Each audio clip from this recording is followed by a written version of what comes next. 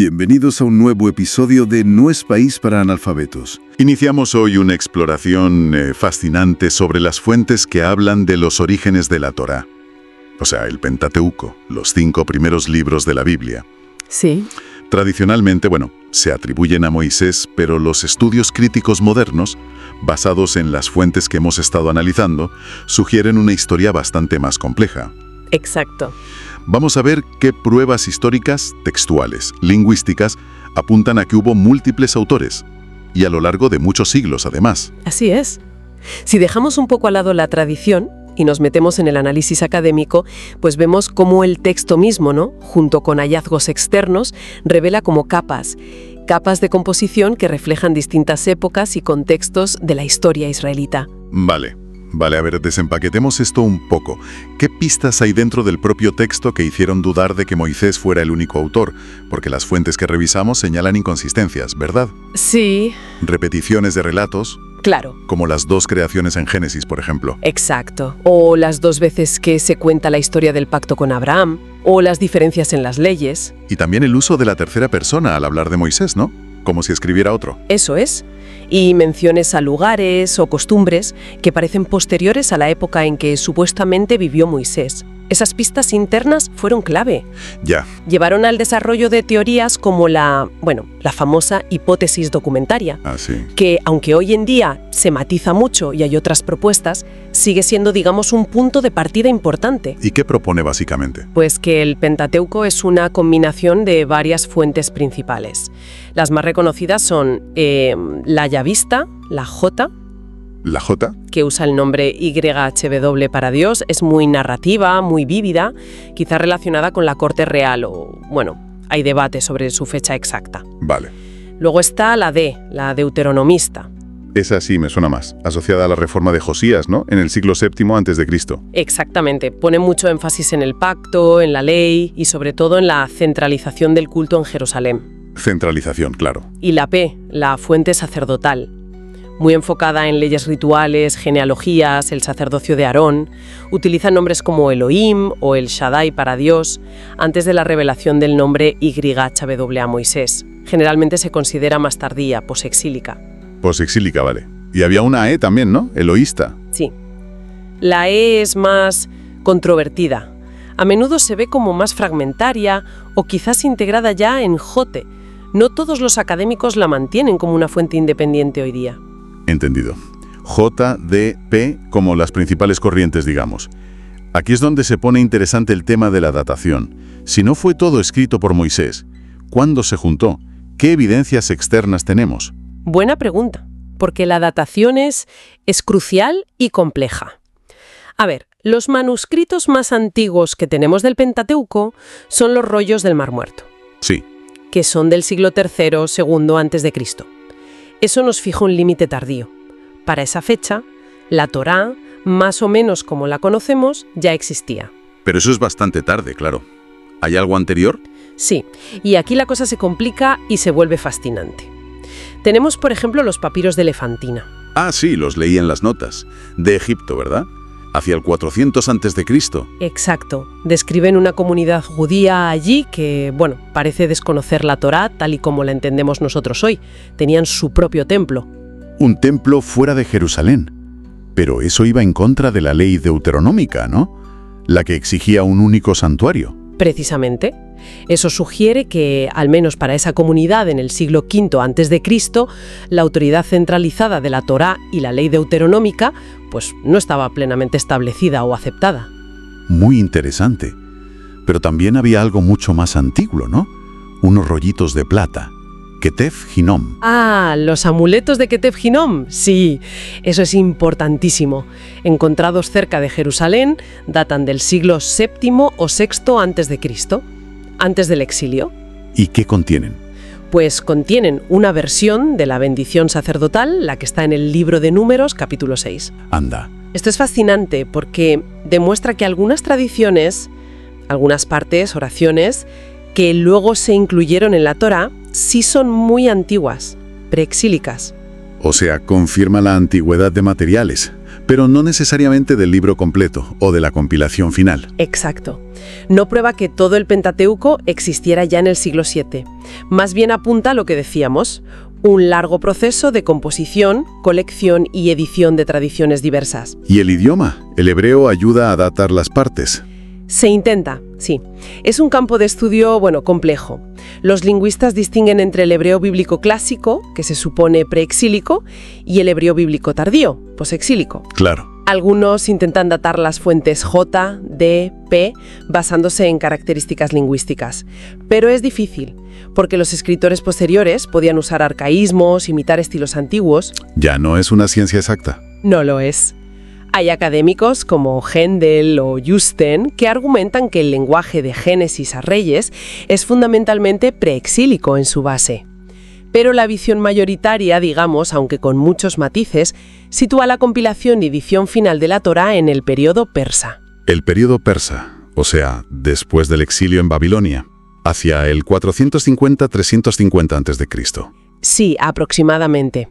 Se piensa que pudo ser un proyecto para unificar a la comunidad judía que regresaba de Babilonia, dándole una identidad y una ley común basada en la recopilación de esas tradiciones antiguas y más recientes.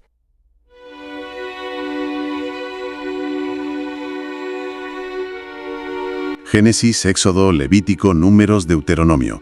Nos basamos en extractos sobre las investigaciones de Israel Finkelstein, el arqueólogo de la Universidad de Tel Aviv, y la misión, es entender su perspectiva arqueológica y académica, cuándo y, sobre todo, por qué se escribieron estos textos.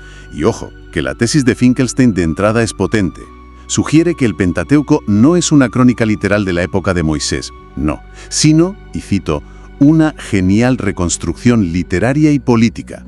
Y lo más fuerte, hecha unos 1500 años después de lo que se creía, en el siglo VII a.C., reinado de Josías, en Judá. Pero Finkelstein va más allá. Se apoya en la arqueología moderna y argumenta que el núcleo del Pentateuco y también la llamada historia deuteronómica, que sigue después. Josué, Reyes... Eso es. Todo eso se compuso o al menos se ensambló de forma significativa en ese siglo VII a.C. Vale, ¿y para qué? Si no era un relato histórico en tiempo real, ¿cuál era el objetivo? Pues, según esta visión, el objetivo era político y religioso fundamentalmente. A ver, pensemos en el contexto. El reino del norte, Israel, había caído ante Asiria. Judá, el reino del sur, con Josías, buscaba consolidarse, unificarse. Necesitaban cohesión, una capital, Jerusalén, un solo templo. Todo centralizado. Precisamente. Y estos textos serían la base narrativa de ese proyecto.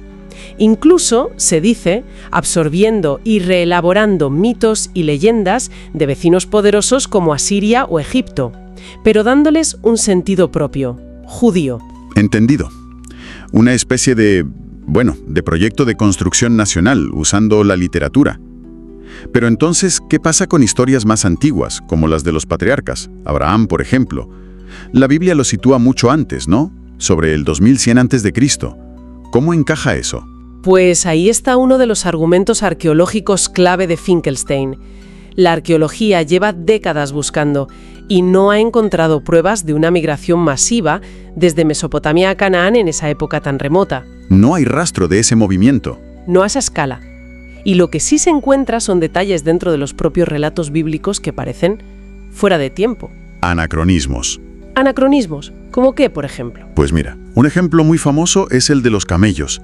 En las historias de los patriarcas aparecen constantemente camellos domesticados como animales de carga. Sí, es verdad. Bueno, pues la arqueología indica que la domesticación del camello para ese uso, digamos, generalizado en caravanas es posterior. Mucho después del año 1000 a.C. Más bien encaja con los siglos 8 o 7 a.C.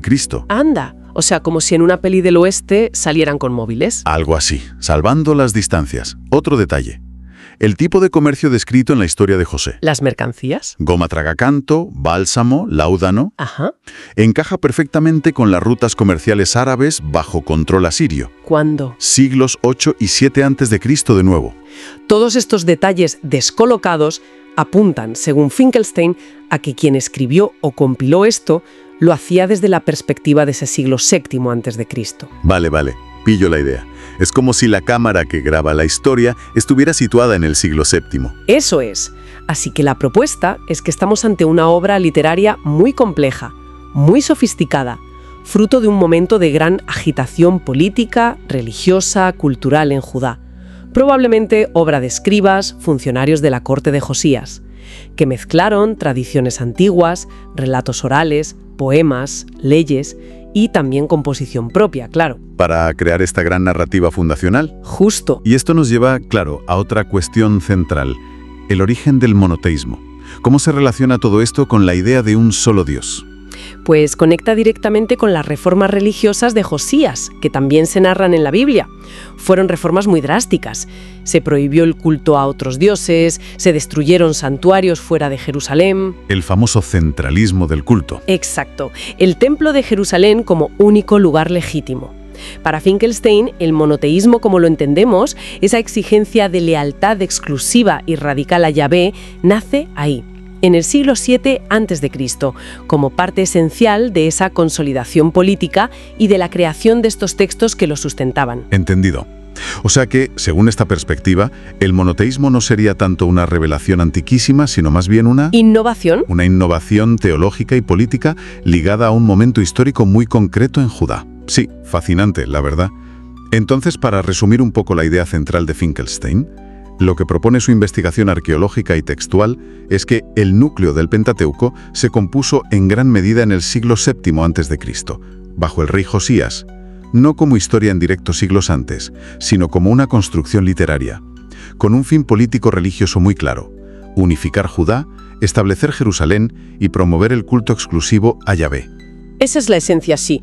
Ver estos textos no solo como escritura sagrada, sino también como una herramienta ideológica muy potente, creada unos 1500 años después de los eventos que narra, sobre Moisés, por ejemplo, marcando un punto de inflexión.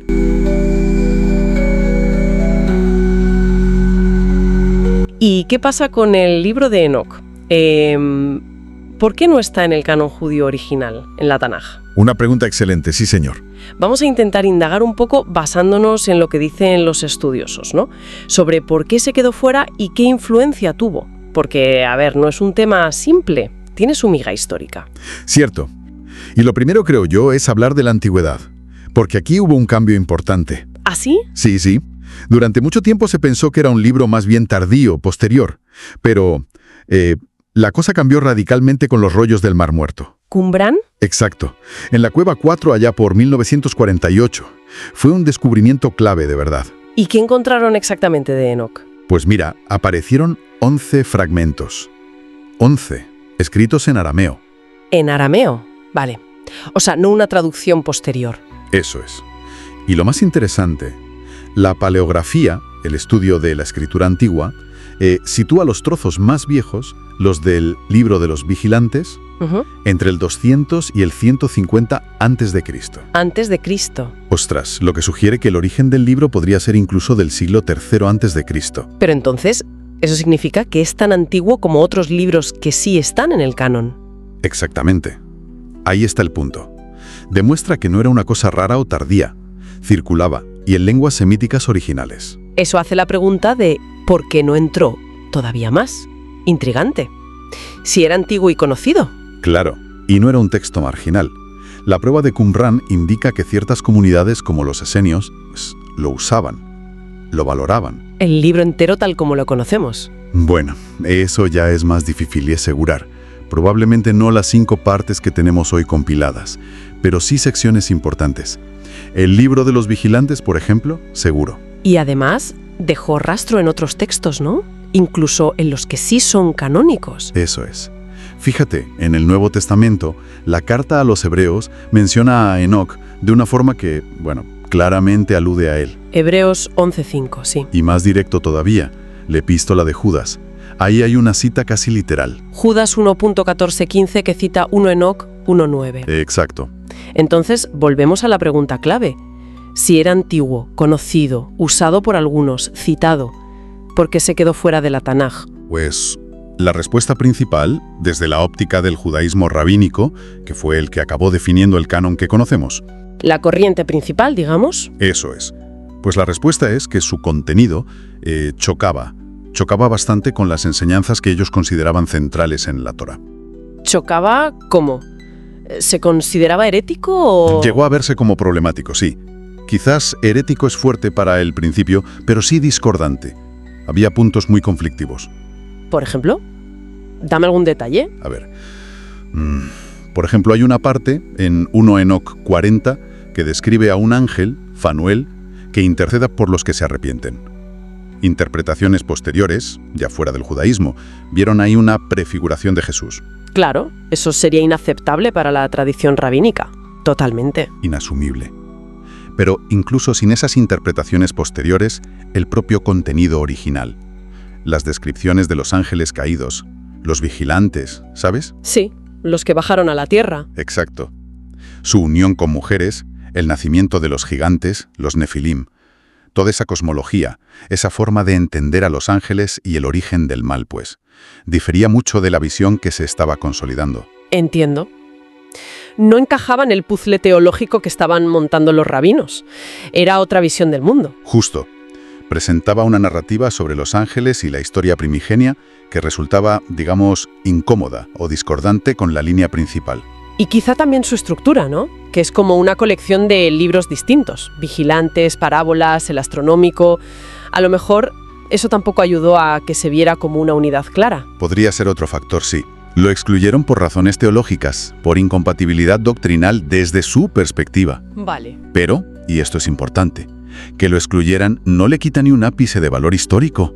El libro de Enoc es una ventana fascinante a cómo pensaban muchos judíos en la época del Segundo Templo.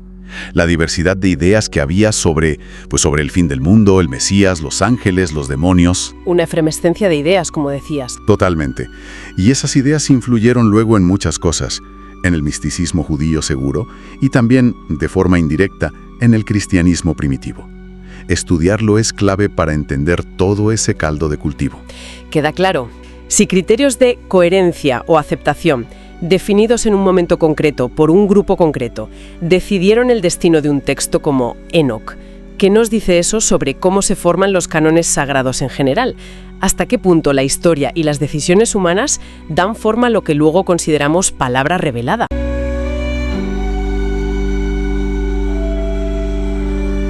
Y bueno, tenemos un estudio nuevo, realizado por inteligencia artificial, que aporta más claves sobre la autoría múltiple de la Torá, o bueno, del Antiguo Testamento en general. Exacto. La idea de que, por ejemplo, la Torá no la escribió solo Moisés, como dice la tradición, sino varias personas o escuelas a lo largo del tiempo, pues es una hipótesis académica bastante asentada, la hipótesis documentaria. Lo nuevo aquí es usar una herramienta matemática, la IA, para buscar pruebas, digamos, cuantificables, objetivas, de esos estilos distintos en los textos originales en hebreo. Como buscar huellas dactilares lingüísticas, ¿no? Me gusta esa idea. Justo eso, con tecnología punta. Vale, vamos a desgranar esto. La idea central entonces es buscar esas huellas. El estudio, que resulta que empezó de forma curiosa con análisis de cerámica antigua, aplicó un modelo estadístico para ver la frecuencia de palabras en los primeros 9 libros, el Eneateuco. ¿Sí? Se centraron en comparar capítulos sueltos con 3 grandes bloques que los expertos ya más o menos tenían identificados por su estilo. Los textos deuteronómicos, D, los de la historia deuteronomista, de TRH, Ajá. y los sacerdotales, P, que vienen sobre todo de Levítico, Números y Éxodo. ¿Y la metodología? ¿Cómo fue? Mencionabas que no era el típico aprendizaje automático. Pues no. Usaron una técnica estadística que se llama HC Discrepancy. Piensa que es como un detector muy fino, muy sensible a cambios sutiles en cómo se usan las palabras, incluso si no tienes textos larguísimos. Analiza combinaciones de palabras en su raíz, los lemas, para evitar el ruido de la gramática. Y mide cómo de parecido es un capítulo a esos estilos D, de TRH y P. O sea, cuantifica la probabilidad de que tengan una autoría común. Entiendo. Y aquí es donde la cosa se pone interesante. ¿Qué encontró el detector?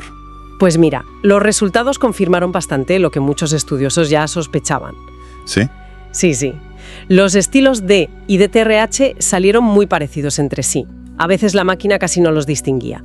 Pero el estilo sacerdotal, el P, ese era marcadamente distinto. El modelo acertó al clasificar el 84% de los capítulos en su grupo esperado y un 95% de acierto para los textos sacerdotales. Un 95%. Eso sugiere firmas lingüísticas bastante claras, vamos. Muy claras. Pero, ojo, no solo confirma, también matiza cosas. Por ejemplo, analizaron el relato del Arca de la Alianza, que sale en 1 Samuel y 2 Samuel. Vale. El texto de 2 Samuel encajaba bien con el estilo de TRH, lo esperado.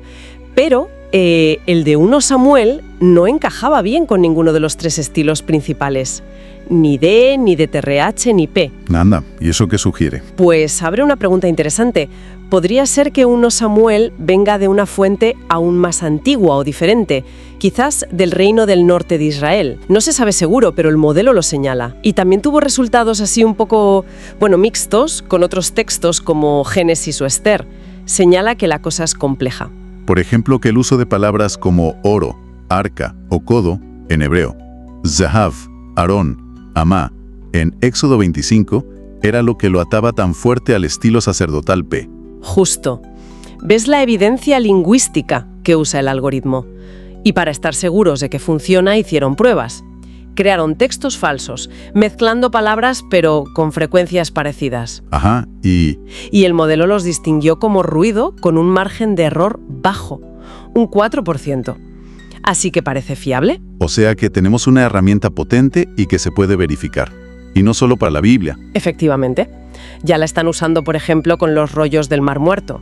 Es una fusión muy prometedora de humanidades y análisis computacional, la verdad. Entonces, si resumimos la idea principal que sacamos de este análisis con IA, Pues refuerza bastante la idea de que el Antiguo Testamento no es obra de un único autor, digamos, inspirado divinamente, sino más bien el resultado de un proceso largo, un proceso de escritura, de edición, por distintas manos humanas con estilos que podemos identificar como esos de DTH y P a lo largo de diferentes épocas. exacto. La tecnología nos da como una ventana nueva a esa complejidad histórica y humana.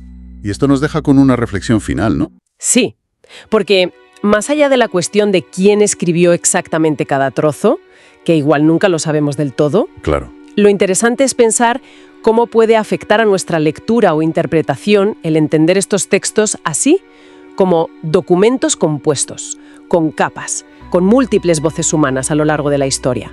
¿Cambia eso la percepción de su significado o de su autoridad, el saber cómo se formaron?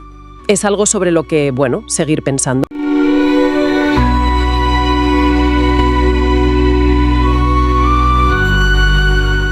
Y hasta aquí otro episodio más de No es país para analfabetos. No olviden suscribirse y darle a la campanita, es totalmente gratis.